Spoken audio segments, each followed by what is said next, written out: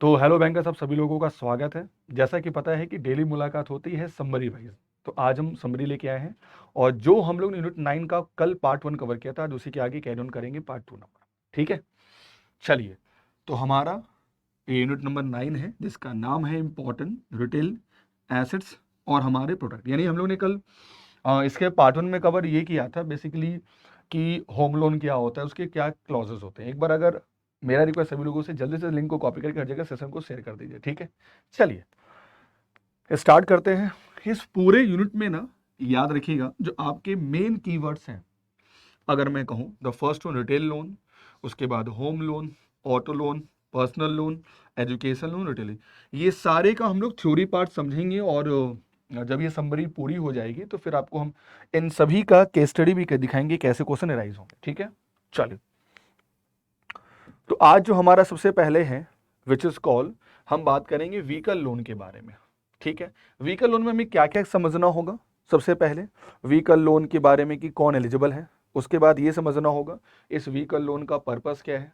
उसके बाद इसका मार्जिन मनी क्या होता है। ठीक है, तो याद रखना है सभी लोगों को, कोई भी इंडिविजुअल कंफर्म सर्विसेज, चाहे गवर्नमेंट में हो, चाहे पीएसबी बैंक में हो, चाहे पीएसबी कंपनी में हो, किसी भी प्राइवेट कंपनी में, they all are the eligible to get the loan. ये एकदम बेसिक चीजें हैं और ये सभी के लोन में अप्लीकेबल होगा। ठीक है, अगर मैं बात करता हूं कि भाई इसका पर्पस क्या होगा, तो पर्पस बहुत ही सिंपल है। या तो हमें नया कार खरीदना होगा और या तो हम कोई पुरानी यूज कार है वो खरीदेंगे, है ना। So the age of the car should not, लेकिन याद रखना जो पुरानी कार होगी उसकी एज जो है वो 5 ईयर्स अगर पुरानी होगी तो उस पर बैंक लोन नहीं देते हैं। ठीक है, ये पॉइंट आपको बहुत इंपॉर्टेंट है क्योंकि ये आपको काम देगा आगे केस स्टडी में भी।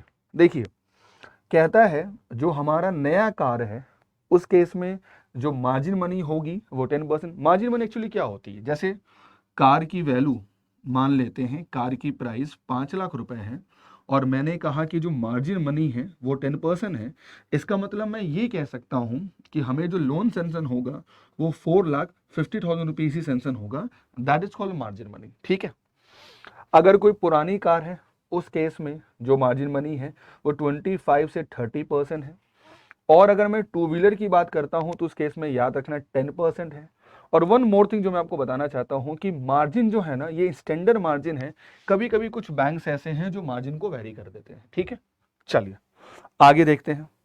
अगला जो हमारा पार्ट है सिक्योरिटी को लेकर, उसके बाद डिसबर्समेंट को लेकर, उसके बाद मोरेटोरियम को लेकर, उसके बाद प्रीपेमेंट इशू को लेकर।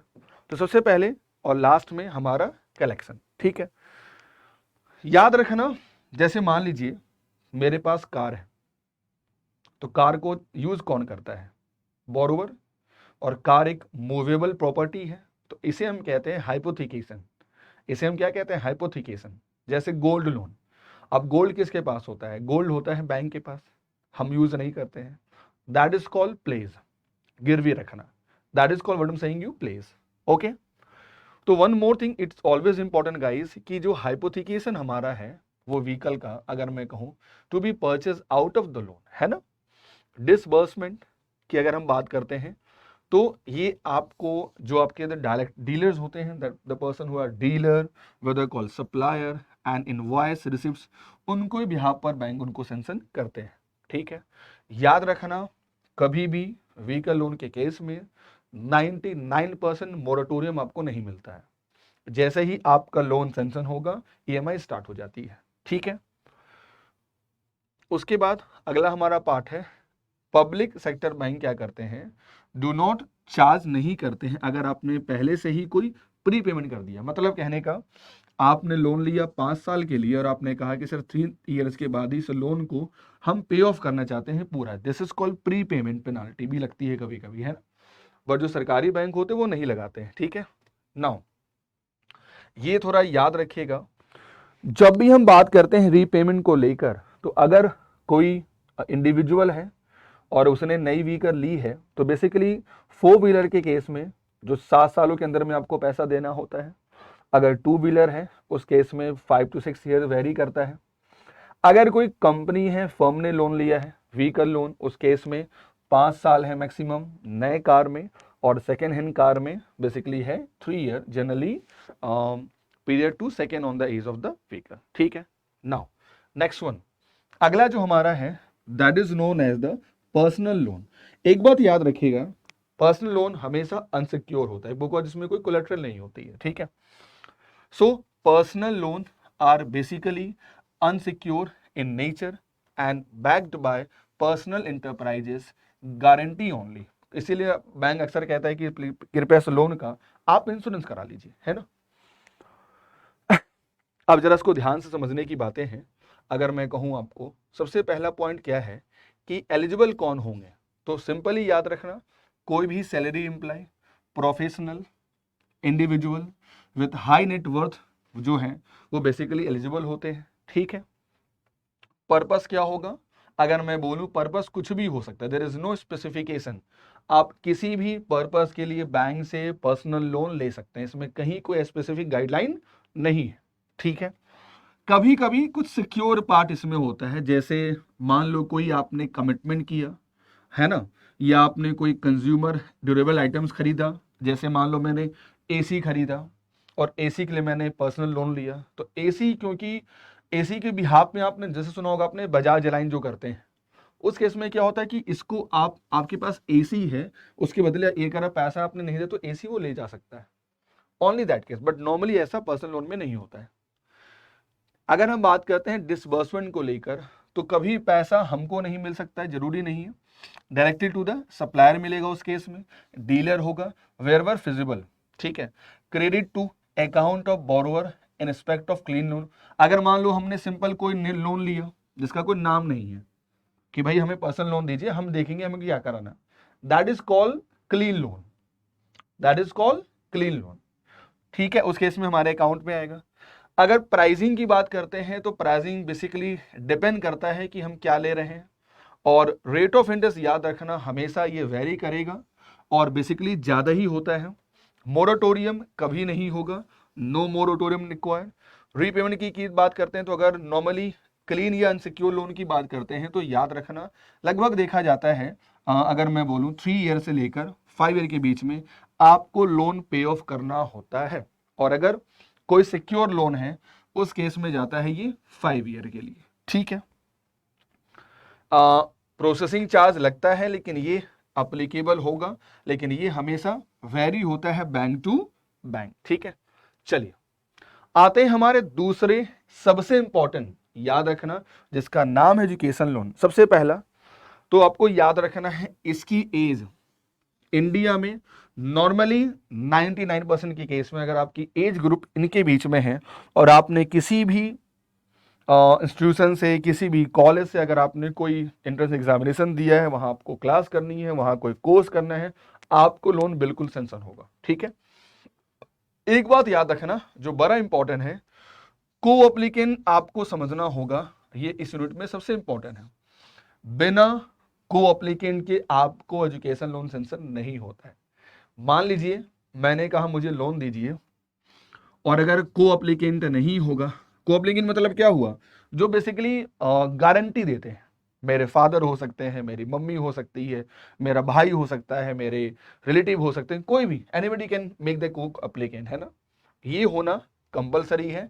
इवन स्पाउस भी हो सकती है, आपकी पेरेंटल लॉ भी हो सकती है। ठीक है, और स्टूडेंट को should have secured admission to higher education course in recognized institution in India or abroad through entrance test, merit based selection process। ठीक है, अगर मैं कहता हूं approve course leading to graduate, post graduate degree and PG diploma conduct by recognised college university recognised by UGC government AICTE AIB, ये सारे ही बहुत important है।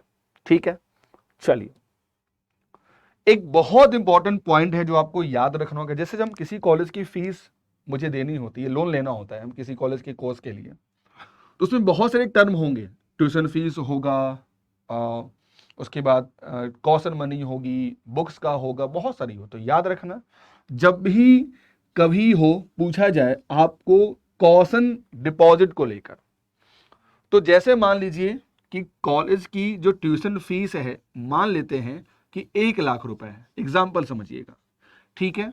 और उसी कॉलेज में कहा है कि जो हमारी कॉशन डिपॉजिट है वो हम आपसे मांगेंगे क्या कहते हैं 20,000 रुपीज।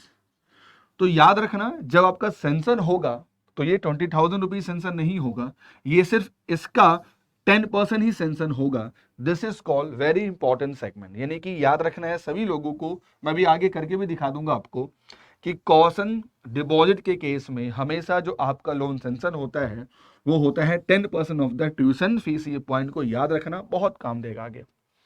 चलिए अगला कि भाई हमें लोन कितना मिलेगा, तो याद रखना नॉर्मली अगर आपने लोन इंडिया के लिए अप्लाई किया है तो 10 लाख रुपए, और अगर आपने लोन यूएसए के लिए अप्लाई किया है तो it could be 20 lakh rupees तक लोन सेंशन हो जाएगा, ठीक है। अगर 4 लाख रुपए का आप लोन ले रहे हैं बैंक से तो आपको कोई भी मार्जिन रिक्वायरमेंट नहीं होगी, बैंक आपको पूरा फाइनेंस करेगा। याद रखना अगर 4 लाख रुपए के ऊपर है और अगर आपका लोन इंडिया में है तो 5%, और अगर इंडिया के बाहर है तो 15% आपको देना होगा मार्जिन मनी, ठीक है। अभी मैंने पीछे बताया था मार्जिन मनी क्या होती है, ठीक है। अगला हमारा क्या है, security, very very important guys. अगर आपका लोन 4 लाख रुपए के अंदर है, अप टू 4 लाख रुपीज है, तो सिर्फ को ऑब्लिगेशन होगा आपके पेरेंट्स की, और आपको कोई भी सिक्योरिटी देना कंपलसरी नहीं होगा। There is no need for collateral. But अगर 4 लाख रुपए से एवब है 7.5 के बीच में, उस केस में याद रखना बैंक हमेशा कहता है कृपया अपने लोन का आप इंश्योरेंस करा लीजिए, अपने लोन का इंश्योरेंस करा लीजिए, और उसे हम लोग कहते हैं third party guarantee. Okay okay, तो याद रखना अगर 4 के 7.5 के बीच में तो थर्ड पार्टी गारंटी होना कंपलसरी है। नाउ नेक्स्ट वन, अगर मैं बात करता हूं अगर लोन आपका 750 से ऊपर है, उस केस में याद रखना it is very very important, आपको आपके जो को ऑब्लिगेशन है पेरेंट्स की, आपको टेंजेबल कोलेट्रल देना कंपलसरी है। This is very very important guys, ठीक है। चलिए अगला, इसमें कोई भी processing upfront charge normally bank नहीं लेता। इसमें एक पॉइंट याद रखना, मान लो आपका कोई लोन 4 लाख रुपए से ज्यादा है, ठीक है, मान लो, और आपने लोन लिया फॉरेन कंट्री के लिए, आपने यूके में आपको पढ़ाई करनी है, उस केस में बैंक आपसे 5,000 रुपीज मांगेगा प्रोसेसिंग चार्ज, लेकिन ये भी आपके मार्जिन में से बाकी बाद में एडजस्ट कर दिया जाएगा, ठीक है। ये पॉइंट याद रखना, only in the case of जब आपको देश से बाहर जाके पढ़ाई करना है। और एक बहुत इंपॉर्टेंट पॉइंट है, मान लो किसी बैंक ने आपको लोन सैंक्शन कर दिया और आपने 4 मंथ तक किसी भी कॉलेज में आपने एडमिशन नहीं लिया, जैसा ही 4 मंथ्स पूरा होगा bank has right to take pull back your loan amount. ये पॉइंट याद रखिएगा। नाउ नेक्स्ट वन, नॉर्मली याद रखना इट्स वेरी इंपॉर्टेंट, जैसे मैंने एमबीए के लिए बैंक से लोन लिया, एमबीए पूरा होने के बाद बैंक हमको 1 साल का टाइम देता है कि भाई अपने लोन को आप पूरा चुका दीजिए, and that we known as the moratorium, ठीक है। बट या तो 1 साल, और या तो अगर आपको मान लो उस 1 साल में जॉब लग गई, ठीक है, तो जॉब लग गई के केस में क्या होगा 6 मंथ आफ्टर गेटिंग जॉब। ये बहुत इंपॉर्टेंट पॉइंट, इसको जरूर याद रखना। मान लो आपने किसी कारणवश अपना एमबीए पूरा नहीं कर पाए, उस केस में याद रखना आपको कुछ भी हो सकता है, आपको चोट लग गई, प्रॉब्लम आ गई देश में, कुछ कोविड ने कुछ भी हो गया, एक्सेप्शनल केसेस में आपको 2 साल का मिलेगा only extension period, that is called maximum, ठीक है। मान लो किसी कारण से अपने कोर्स का पूरा नहीं कर पाए तो, और जो लोन होता है नॉर्मली 5 से 7 साल के अंदर में आपको चुका देना होता है। चलिए अब जरा देखिए, ऐसे आपके एग्जाम में क्वेश्चन आएगा, ऐसे आपके एग्जाम में क्वेश्चन आएगा और आपको देना होगा आंसर, ठीक है। तो देखिए जरा ध्यान से, अगर मैं कहूं यहां पर ट्यूशन फीस पूरा कंसीडर होता है, ठीक है, जो हॉस्टल फीस होगा ये भी याद रखना पूरा कंसीडर होता है। लेकिन मैंने भी पीछे आपको क्या सिखाया था, जब भी कॉशन डिपॉजिट की बात आएगी तो ये अमाउंट नहीं होगा, जो भी आपका ट्यूशन फीस होगा उसका कितना होगा 10%, ओके।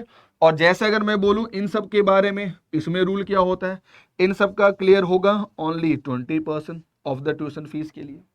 तो देखिए कैसे क्वेश्चन पूछा गया, आपको बताना है कि how much money can be consider for caution money in education loan, कितना कंसीडर किया जाएगा। तो आंसर क्या होगा, ऑब्वियसली 10% ऑफ ट्यूशन फीस बोले तो क्या होगा आंसर, द आंसर इज 10%, जो भी ट्यूशन फीस हो 25,000 रुपीज।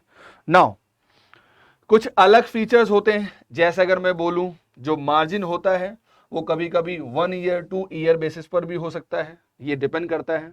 ठीक है, अगर आपका डिजायर है कि आपको स्टार्टअप यूनिट स्टार्ट करें, है ना, उस केस में याद रखना आपको 2 साल का मिलेगा क्या, that is called moratorium period. Okay, बाकी सब वही सब चीजें हैं, इसमें कोई स्पेसिफिकेशन नहीं है। ठीक है, चलिए याद रखना ये हम लोगों ने पीछे देख ही लिया है, 10 लाख रुपए इंडिया में as per the PSL guideline, यानी कि पीएसएल यानी पढ़ा होगा आपने पीपीपी में, प्रायोरिटी सेक्टर लैंडिंग के तहत आपको लोन मिलता है up to rupees 10 lakh rupees maximum. एक और बहुत बड़ी प्यार है, अगर कोई students can make application for education loan through, याद रखना है Vidya Lakshmi portal, Vidya Lakshmi portal manage by Protean e government technology limited, जिसको फॉर्मली हम लोग एनएसडीएल ई गवर्नमेंट इंफ्रास्ट्रक्चर के नाम से जानते हैं। ठीक है, यह पोर्टल लिंक होता है सारे बैंकों से और आप यही के द्वारा क्या होता है आप अप्लाई करते हैं। ठीक है, चलिए प्रोसेसिंग ऑफ रिटेल लोन, जब भी आप किसी ब्रांच में हैं और आपको कोई लोन प्रोसेस करना है तो याद रखना 2 तरीके हैं, या पहला तरीका क्या है, यानी आप जिस ब्रांच में हैं आपने वहां के हिसाब से चीजों को देखा और आपने लोन दे दिया, सैंक्शन कर दिया। ठीक है, या तो आपने क्या किया, आपने अपने हेड ऑफिस को इन्फॉर्म किया और जो हेड ऑफिस का एक प्रॉपर गाइडलाइन है आपने उसको फॉलो किया, दैट द डिफरेंट। तो इसको हम लोग कहते हैं which is known as the standalone model. एक क्या हो गया स्टैंडलोन मॉडल, इसी के तहत लोन सैंक्शन होता है हमारे देश में, और दूसरा हो गया या तो सेंट्रलाइज मॉडल के रूप में। ठीक है, चलिए standalone model for retail loan processing refer to processing of retail loan independently at the branch level based on discretion power given to the branch, यानी ब्रांच हेड चाहेगा तो जिसको जैसा भी लोन देगा, this is known as the standalone model. ठीक है, चलिए और या तो सेंट्रलाइज मॉडल के द्वारा आपको लोन दिया जाएगा, रिटेल लोन फैक्ट्री हो गया, रिटेल लोन हब हो गया, रिटेल लोन प्रोसेसिंग सेंटर हो गए, रिटेल लोन ब्रांचेस हो गए उनके द्वारा। ठीक है, और ये दोनों मैंने डिफरेंस आपको बता दिया, सिंपली याद रखना, एक का काम है लोकल को देखना और रूल के हिसाब से लोन दे देना, जो लगा उसमें रूल वेरी भी हो सकता है, मल्टीपल कस्टमर्स आते हैं, मल्टीपल लोन दिए जाते हैं, उन सभी को हम लोग कहते हैं स्टैंडलोन मॉडल। ठीक है, जो नाम लिखा हुआ है क्या कि ब्रांच लेवल प्रोसेसिंग वाले लोन को क्या कहते हैं, this is known as the standalone model. और एक हमारा हो गया जो कि रिटेल लोन प्रोसेसिंग हब के द्वारा होते हैं, उसको हम लोग कहते हैं सेंट्रलाइज मॉडल। ठीक है, सभी लोगों से मेरा एक रिक्वेस्ट होगा, बहुत इंपॉर्टेंट रिक्वेस्ट मैं कह रहा हूं सभी लोगों से, तो ऐसे ही क्वेश्चन मैं आपको लगातार कराऊंगा, आप जुड़िए मेरे साथ इस बैच में, this batch is bilingual batch. मैं इसमें कराऊंगा रिटेल बैंकिंग वेल्थ मैनेजमेंट, उसके बाद साथ में यहाँ पीपीपी भी होगा, है ना, यहाँ पर इंडियन इकोनॉमी और फाइनेंस सर्विस, यानी आपको सारा पेपर यहाँ मिलेगा। आज इस बैच में एनरोल करो अपने आप को जल्दी से, और उसके लिए करना क्या है, बहुत ही सिंपल काम करना है आपको, जो मैं लगातार बताता हूं आप लोगों को। आपको इस ऑनलाइन पोर्टल पर जाना है, एक मिनट रुकना बस, देखिए आपको जाना है ओली बोर्ड पर। ठीक है, वहां जाएंगे तो देखिएगा, आपको दिखेगा ओली बोर्ड की ऑफिशियल साइट, दिस वन। ठीक है, यहां देखिए आपको लिखा हुआ है क्रैकर बैच, इस बैच में जाइए और जल्दी से आप टाइप करें कूपन कोड राजीव, RAJBB, मैं फिर से कह रहा हूं आपको कूपन कोड टाइप करना है राजीव और यहां रिडीम करिए। जैसे रिडीम करेंगे देखिए ओनली 2199 में आप इस बैच में एनरोल हो जाएंगे। यह बैच 10 अप्रैल को स्टार्ट हो रहा है। यहां सिर्फ मैं ही नहीं, आपको सारे मेंटर्स मल्टीपल पेपर पूरा कराएंगे, तो आज इस बैच में एनरोल करिए। इसमें ओनली होगा MCQ और केस स्टडी। ठीक है, और अगर आपको लगता है कि नहीं आप टॉपिक वाइज हमारे साथ जुड़ना चाहते हैं, तो जो मल्टीपल बैचेस हमारे चल रहे हैं, आप उसके लिए आप इस बैच को ले सकते हैं। इसका नाम है सुपर एलाइट। इस बैच में क्या खास होगा, जो बैच अभी टॉपिक वाइज चल रहा है या जो पिछले बैचेस हो चुके हैं, उन सभी की क्लास की पीडीएफ, उन सभी के क्लास के रिकॉर्डेड वीडियोस आपको सभी मिल जाएंगे। ठीक है, वो भी कोई बहुत बड़ा प्राइस नहीं है। आप सपोज आपने 6 मंथ के लिए चूज किया और यहां आपने टाइप किया राजीव, जैसे ही राजीव टाइप किया, याद रखिएगा आपको सिर्फ लगेगा ये 2999 में, और आप इस बैच में एनरोल कर देंगे।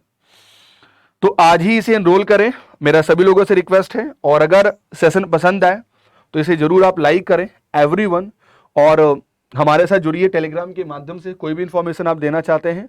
एंड वन मोर थिंग, हमें आप इस वीडियो के नीचे कमेंट करके बताइए कि इनिशिएटिव आपको कैसा लग रहा है, जो हम लोग समरी आपको लगातार करा रहे हैं वो आपके लिए कैसा है। तो इसी के साथ मैं सेशन को विदा करना चाहता हूं। अगर अभी तक आपने ओलिव बोर्ड को सब्सक्राइब नहीं किया तो पहला काम सब्सक्राइब करिए, और हमें बताइए कमेंट करके कि आपको ये सेशन कैसा लगा। Thank you for joining this session. Thank you.